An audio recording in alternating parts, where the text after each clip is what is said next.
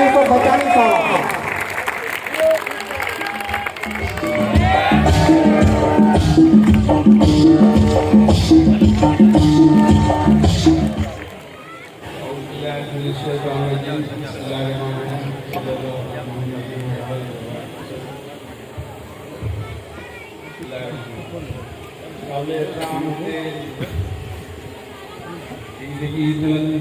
गजानी कई वही है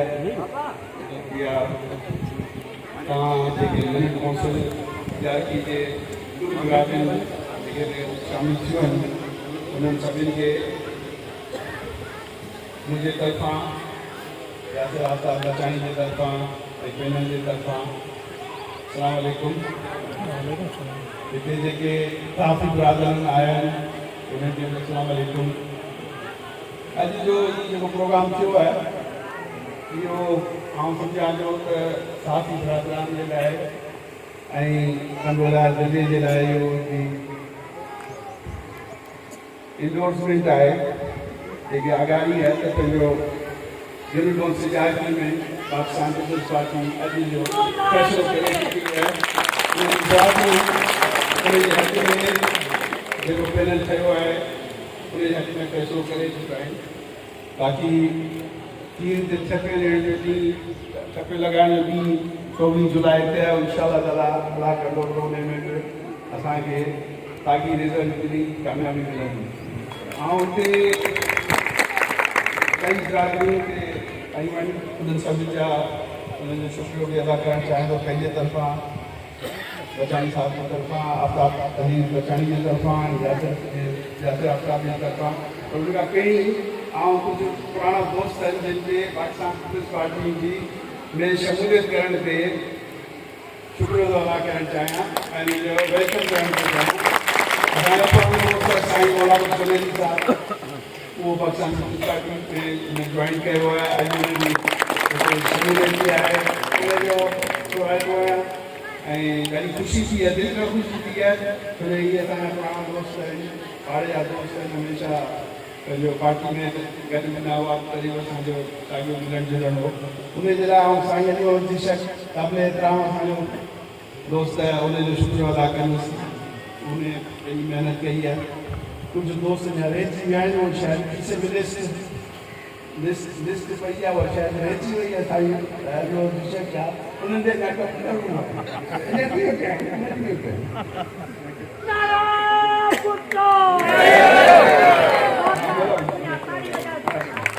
साईं नूरा बख्श आसियली वो किते आयल आहे उनखे बि वेलकम थो कयां। उहो बि नून लीग मां पाकिस्तान पीपल्स पार्टी खे जॉइन कयो पाकिस्तान पीपल्स पार्टी में अहिड़ो हमेशह वधंदो आहे काफ़िलो हमेशह वधंदो आहे ऐं हीउ नारो जेको आहे उहो हुनजी हिकिड़ी जीअं पाकिस्तान ज़िंदाबाद तीअं जीअं मुठो ज़िंदाबाद। हाणे मौक़े जो फ़ाइदो वठी हिते सभु जेके बिरादरियूं आहिनि अच्छा राणो आलिसर बि पीपल्स पार्टी में जॉइन कयो आहे उनजो शुक्रिया अदा कयां। हाणे बिरादरियूं जेके सभु वो अॻे गॾु आहिनि ऐं वरी उन्हनि जो नालो करणु ज़रूरु सम्झां। दावतानी बिरादरी जिसकानी बिरादरी खासकेरी बिरादरी बोलदार बिरादरी आरिसर बिरादरी कुम्हार बिरादरी बुलेदी दर्स गुजर तौलंगी सैतो मुताफ़ी रजवानी कंवर शर ग्रोही मरी इस्तेबा ऐं उन खां पोइ असांजा जेके अखिलत बिरादरी जा जेके क़ौमूं आहिनि कोली बिरादरी आहे भील आहे ऐं निगवाड़ आहे कच्छी विराणो बिरादरी जुड़ेजा बिरादरी अमला बिरादरी माछी बिरादरी इन्हनि सभिनी जो तहे दिलि खां शुक्रिया अदा कयां। हाणे तव्हां सभिनी हिते जी मौजूदगी आहे तव्हांजी इल्मु आहे यासर आफ्ताब डिस्ट्रिक्ट काउंसिल की सीट से बीतल है पाकिस्तान यूथ काउंसिल यादगी के पैनल के शाहिद दादानी सदाम मालिसर वाइस चेयरमैन के बीतल है इनके काउंसिलर के बीतल है उन सभिनि खे छाकाणि तव्हांजो आहे हज़रत आहे अॼु तक सुम्ह बिरादरी ते हिते वियल हिते बिरादरी महाराज बि आयो आहे उन सभिनि खे ऐं जेके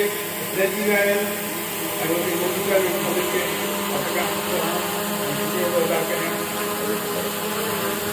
हमेशह प्रोटीन रहिया आहियूं हमेशह उनखे असांखे मदद मिलियो आहे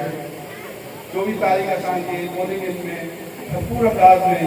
पंहिंजी जेकी आहे शिरकत कजो ऐं भरपूर अंदाज़ में वोट ॾियारे सीट वठी असांजे पैनल खे हिन कौंसिल खे कामयाबी बनाए सघंदी हिते आयल असांजा पेमेंट बिरादरी जा दोस्त महिमान आहिनि उन्हनि खे वेलकम था कयूं उन्हनि खे अस्सलाम वालेकुम वेलकम था कयूं